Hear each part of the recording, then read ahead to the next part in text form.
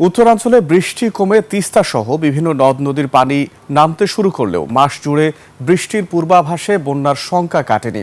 একই সঙ্গে রংপুর, ময়মনসিংহ সহ বিভিন্ন এলাকায় নদী ভাঙন জনদুর্ভোগ বাড়িয়েছে। তিস্তা সহ বিভিন্ন নদ নদীর পানি কমলেও নিচু এলাকার অনেক ফসলি জমি এখনো পানির নিচে। রংপুরের গঙ্গাচড়া, নীলফামারী ও কুড়িগ্রামে বন্যার পানি কমলেও নদী ভাঙন বেড়েছে। গাইবান্ধায় তিস্তা তীরবর্তী বিভিন্ন নিম্নাঞ্চল এখনো প্লাবিত। পানি উন্নয়ন বোর্ড বলছে, জুলাই জুড়ে বৃষ্টির পূর্বাভাস থাকায় আবারও স্বল্পমেয়াদী বন্যার আশঙ্কা রয়েছে।